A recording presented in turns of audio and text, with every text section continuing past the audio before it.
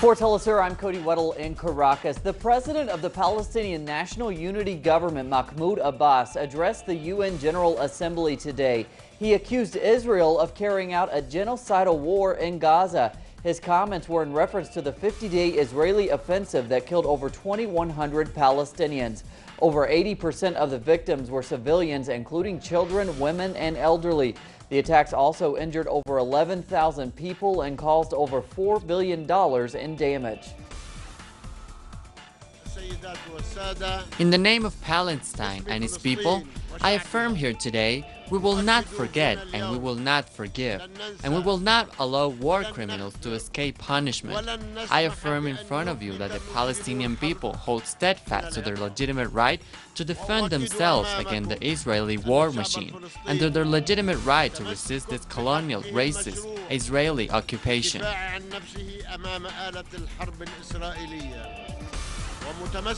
The presidents of El Salvador and Peru also addressed world leaders at the UN today. Salvadorian President Salvador Sanchez Cerén and his Peruvian counterparts Ollanta Humala both condemned the United States for its over 54-year embargo on Cuba. Both heads of state called for a UN resolution forcing Washington to lift the blockade on the island.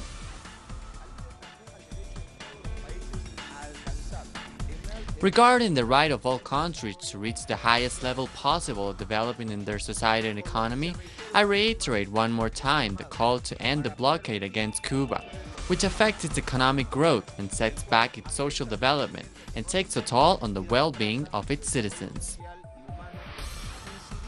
The Human Rights Council of the UN in Geneva adopted a resolution Friday condemning vulture fund creditors. The move was prompted by Argentina's ongoing battle with holdout creditors. Argentine Foreign Minister Hector Timerman says that his country is very proud to achieve what he called a remarkable victory for human rights. He says that Argentine authorities will carry out an investigation into the speculative and damaging nature of the funds.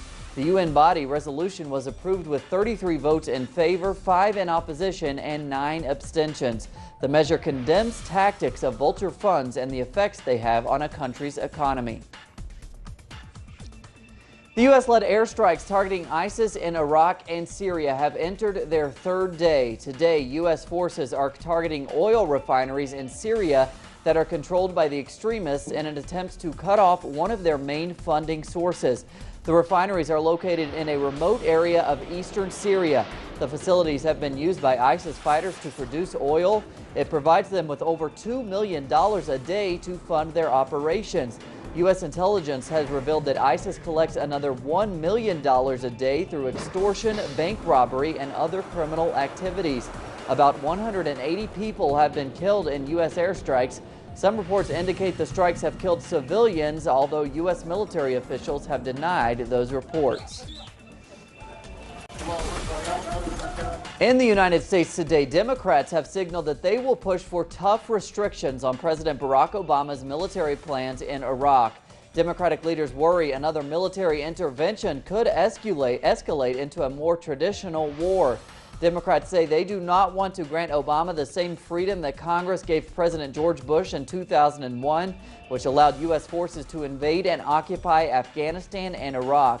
Some experts say the military force that Congress granted Bush was stretched far beyond its original intention. Some Democrats now say they want to avoid an Iraq 2.0. Earlier this week, the U.S. began airstrikes in Iraq targeting ISIS bases, but President Obama has consistently said he will not request a ground invasion. We go to Mexico now, where Mexican authorities, lawmakers, and activists have launched an investigation into accusations that Army troops carried out a massacre in June. As our correspondent Clayton Kahn reports, many claim the authorities then blamed the deaths on organized crime. In June, 22 youth were killed by the army in the town of Tlatlaya. Defense authorities called it a clash between criminals and the military, yet witnesses say it is a case of mass execution.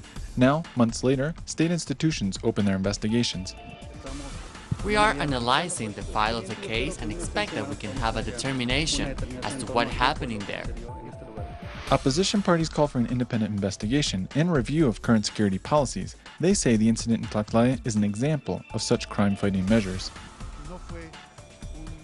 It was not an armed confrontation, but rather an execution by firing squad, and we believe that in a democratic state and rule of law, these types of executions should not exist. Human rights defenders also raise deep concern. They say extrajudicial killings and abuses by state security forces are not isolated incidents, but rather systemic. As the administration celebrates the formation of new pseudo-military police units, many critics doubt the policy change will be made and future Tlatlayas will be avoided. Clayton Khan, Telesur, Mexico City. And thanks to Clayton, the 2-year peace process to end Colombia's 50-year conflict has shown progress. The government and FARC leaders have both praised the advances aimed at ending the longest-standing civil war in Latin America. The rebels have insisted on the need for a bilateral ceasefire, a demand the government has not granted. Our Colombia correspondent Charles Parkinson has an update.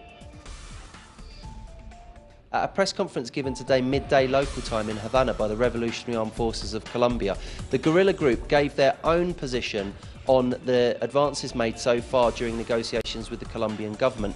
Now, this comes the day after the Colombian government, led by Chief Negotiator Humberto de la Calle, announced some of the finer details of the 3 points on which the two teams have agreed. Now, that is political participation, the issue of drugs and land reform. Speaking about the decision to come out with details after almost 2 years shrouded in secrecy, FARC spokesman Pablo Catatumbo said, "The fire of the enemies of peace will no longer have the fuel of ignorance that stoked it." Now, the FARC spoke about the needs of the rural poor, who of course they say that they are fighting for, and it also talked about the need for an interaction with the Colombian public. So it may be that from now on in, we can see a more open peace process as more agreements are made. Charles Parkinson in Bogota, Colombia. Thanks to Charles. Despite advances in recent decades, Latin America continues as one of the world's most unequal regions.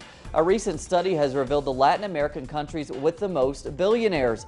In cases like Peru, which ranked 4th on the list, the country struggles to fight poverty. For what this study reveals about income inequality in Peru, here's our correspondent Rael Mora. 74 Peruvian civil society groups have come together to form the Peru COP20 group. They organized a march to the Environment Ministry, demanding that as a country where this year's climate change conference will take place, a series of environmental issues must be addressed at home. At a press conference, representatives from the group demanded that the government addresses issues of long-term water supplies, deforestation, and securing the rich biodiversity of the country that is the source of wealth and pride of Peruvian cuisine. According to these organizations, the solution is to change the development structure that depends on the extraction of natural resources and put emphasis on the environment. With this in mind, they are preparing to have their say at the upcoming COP20. Rael Mora, Telesur, Peru.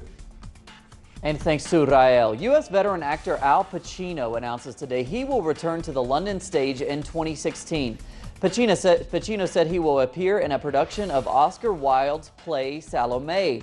The announcement comes over 30 years after Pacino last participated in a play in the West End's famous theater district.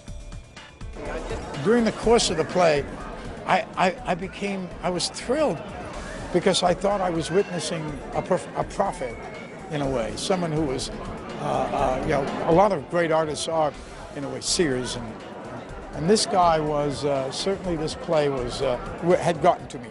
And by the time it was over, I was in love.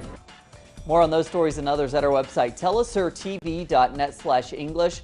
For Telesur English, I'm Cody Weddle. Have a great weekend.